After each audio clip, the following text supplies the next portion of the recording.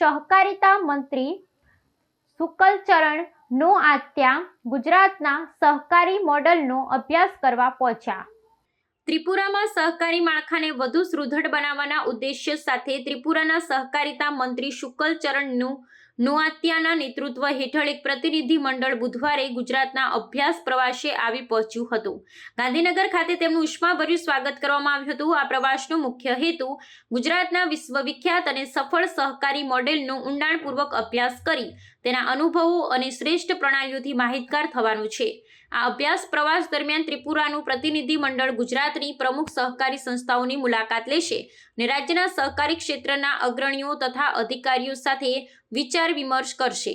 ગુજરાત દૂધ કૃષિ અને બેન્કિંગ જેવા ક્ષેત્રમાં સહકારી ચળવળ દ્વારા થયેલી ક્રાંતિ માટે સમગ્ર દેશમાં એક ઉદાહરણરૂપ છે। ત્રિપુરા સરકાર આ મોડેલના મુખ્ય પાસાઓ જેમ કે સભ્ય કેન્દ્રિત વ્યવસ્થાપન, તકનીકીનો ઉપયોગ અને બજાર સાથેનું જોડાણ સમજીને તેને પોતાના રાજ્યમાં લાગુ કરવા માટે ઉત્સુક છે।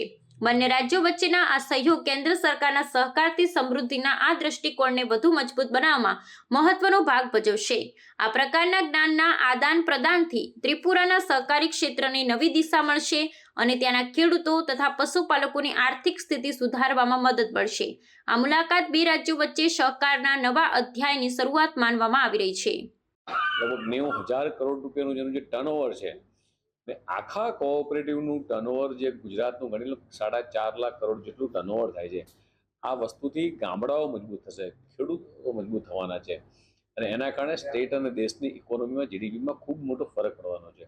ત્યારે ત્રિપુરા જેવું નાનું સ્ટેટ પણ કોઓપરેટિવમાં કઈ રીતે ઇનબિલ્ટ થાય, એના સ્થાનિક લોકોને રોજગારીની તકો કઈ રીતે મળી શકે, ત્યાં જે લોકો ખેતીવાડી કરતા હોય છે, હેન્ડલૂમ્સ વીવર છે, ત્યાં ટુરિઝમનો વ્યવસાય વધારે છે, તો લોકોને કોઓપરેટિવના માધ્યમથી ઇનોવેટિવ મંડળીઓ કઈ રીતે રજીસ્ટર થઈ શકે અને આ મોડલને સમજવા માટે તેના શ્રી શુક્લચરણજી આજે અહીંયા ગુજરાતમાં આવ્યા છે। 2014 साल का पहले हम लोग देखा देश किसी कंट्री के ऊपर निर्भर डिपेंड करना पड़ता है बहुत सारे चीज़ों की। आज हमारा देश का प्रधानमंत्री नरेंद्र मोदी जी के नेतृत्व में आज हमारा देश बहुत ऊंचा जा रहा है, बहुत डेवलप हो रहा है। तो रोजगार देना, आत्मनिर्भर करना और देश का जो इकोनॉमिक्स उसको आगे लेके जाना, मजबूत करना, वही है देश का सबसे इम्पोर्टेंट चीज़।